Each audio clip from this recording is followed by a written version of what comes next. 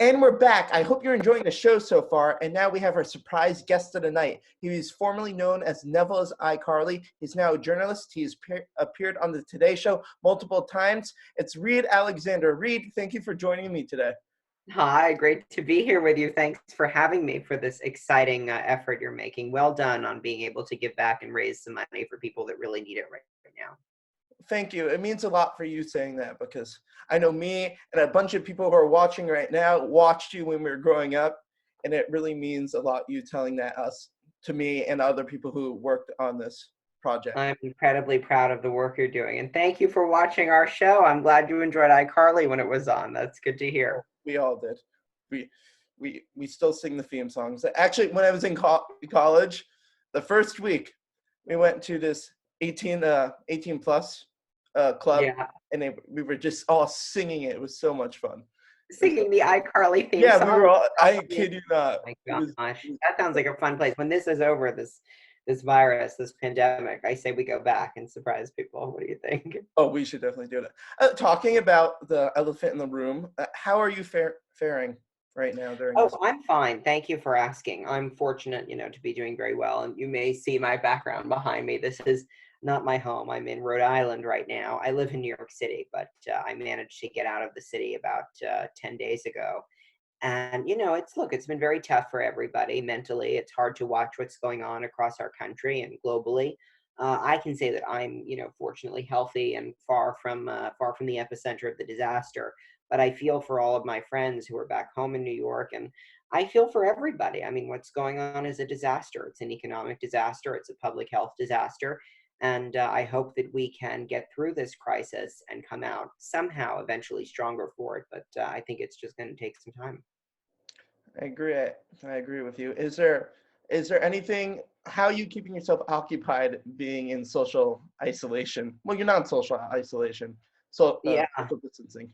But physical distancing. My friend, she wrote a column about this the other day, a friend of mine who also works in media.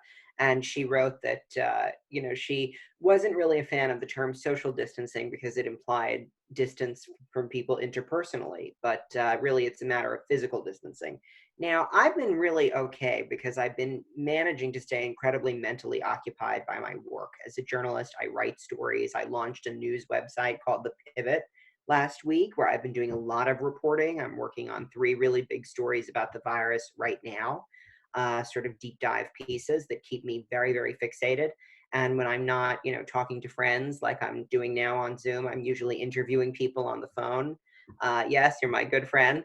Oh, So when I'm not doing that, I'm on the phones, I'm interviewing sources, I'm finding sources online, on social media, thinking about story ideas, writing stories. And, fortunately, where I am in Rhode Island, I'm able to get outside and walk a lot, get some fresh air, go down to the water, which I think is a very good source of just like mental break, and rest to be able to recuperate during this whole thing. But I think for people, one of the keys is being mentally occupied. But I also think that there has been this great rush to like accomplish as much as you can during the time that we have at home. Use this time wisely and go out and do something great and, innovate and win the next Nobel Prize. I'm all for being productive, especially now.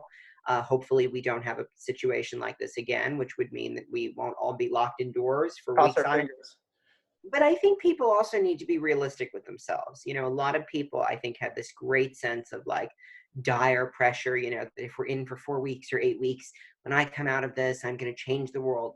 There's no real need for that. As long as you're staying mentally occupied, whether you're reading books, watching movies, doing homework, working from home, finding an activity, just get through. You know what I mean? I don't think people need to put too much pressure on themselves. So when I say that I'm so busy, I am, and I'm very proud of that. But I don't mean to suggest that other people need to be doing backflips and working all day and night.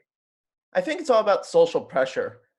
Honestly, what I think it comes down to. Do you agree? Yeah.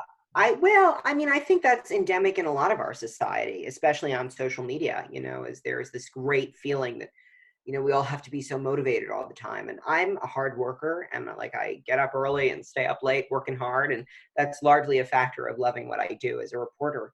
And listen, this is the news cycle that keeps on giving. It's an incredible tragedy, and I truly wish with every fiber of my being that this was not the disaster that we're living through. But as a journalist, you do have a responsibility to step up and report. Now, I don't think you should do that the entire extent of this without taking a break. I mean, this is going to be a long haul, and it's very mentally exhausting. But I think that there's a lot of social pressure among people, as you say, to feel that they are the most productive, the most creative, the most innovative, especially among young creatives on Instagram and Twitter, that are passing these sort of inspirational things back and forth. And it just breeds a lot of anxiety. Like I see like what? TikTok's a big one. Well, TikTok is fun. I mean, I love TikTok, and I try and watch once a day because I think it's amusing, and it's just like a mental break for me. And if that's what people are doing to keep busy, I don't know that I would do that the whole time, but that's fine to do. Yeah, I just think that, there's a lot of social pressure that people have to. I hear people say, I'm going to write a book from this, or I'm going to write my TV show finally, or, I'm going to start a business, and now I'm building this business plan. I think the social pressure should be stay healthy and protect people you love and don't expose people to danger, and just be strong and be smart. That's the social pressure that I'm that I'm supporting. All other forms of social pressure, I don't think we need them.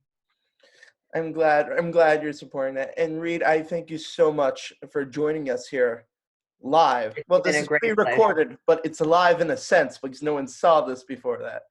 I'm speaking to you live in this moment, and even though yes, this moment watching this later, at the moment we're live. Time doesn't matter anymore. It's all subjective. Well, it's true. It's hard to keep track of what day it is. Yeah. What day is it? Is it Thursday? Today is Monday. I think. Anyway, we will be right back with this sketch or segment or whatever is coming next in broadcast. Reed, would you like to hit us out? Take us away. Take us away. Stay healthy, everybody, and don't forget to rue the day.